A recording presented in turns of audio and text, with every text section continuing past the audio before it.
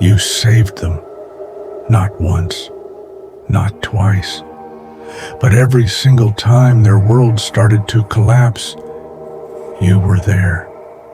When they cried, you answered. When they fell, you caught them.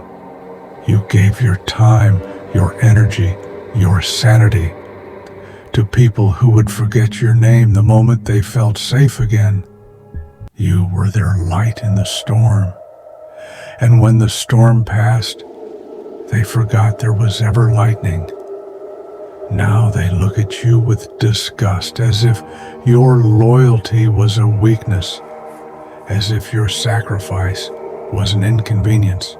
They treat you like garbage, as if they didn't build their peace on your suffering. But deep down, you already knew this day would come, because true loyalty is never returned. It's tested, and yours was forged in silence. There's a moment when you realize that saving them wasn't the mistake. Believing they'd value it was. You didn't save them for praise. You didn't stand by them for applause. You did it because your soul couldn't watch another life break, because you believed in something purer, something sacred. But they didn't. They took your kindness as currency. They took your strength as a resource. And when you had nothing left to give, they threw you away like a tool that served its purpose. But understand this.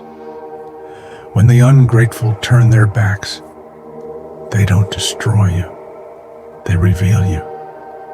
Because the moment they walked away, the mask fell off. And for the first time, you saw your true self, unbound, unowned, unbroken. They think silence means defeat. They think distance means weakness. But silence is the forge, and you have been burning quietly, reshaping, transforming. In that silence, you stopped needing validation. In that silence, you found peace with the pain. You began to see that all the suffering, all the betrayal, all the cold shoulders were not the end of your purpose. They were the beginning of your becoming. Because a hero saves the world, but a god saves himself. And when you learn to save yourself, you become unstoppable. There is a special kind of strength that comes from being unthanked.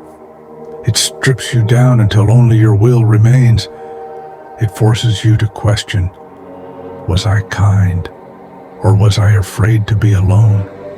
Was I loyal? Or was I scared of losing purpose?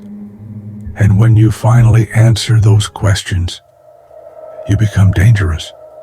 Because now your kindness is chosen, not owed. Your loyalty is earned, not demanded. And your love is no longer naive. They can no longer manipulate the heart that has seen its own destruction. You've walked through betrayal, and instead of crumbling, you crystallized, sharper, colder, eternal. They don't understand it, but you don't need them to. You don't speak to be understood.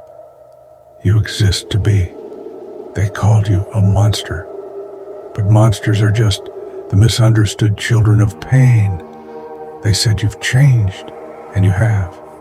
You no longer bleed for the unworthy. You no longer kneel for the ungrateful. You no longer speak to ears that only listen when you're needed.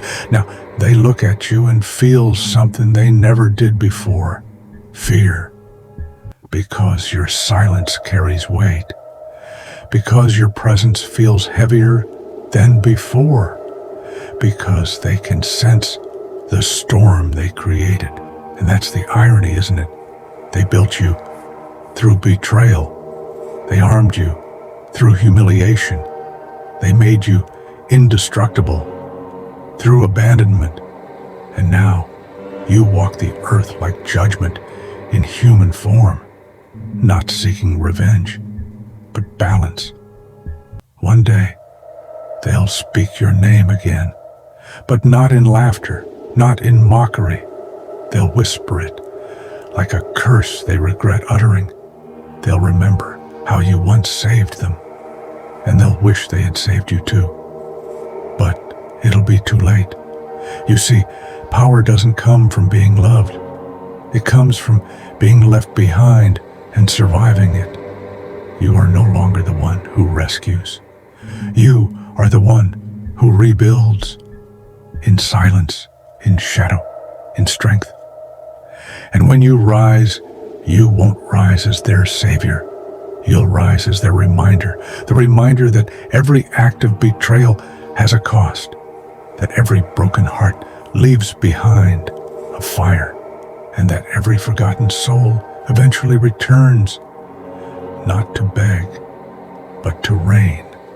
There comes a point where revenge becomes irrelevant, where your power is no longer about destruction, but dominion.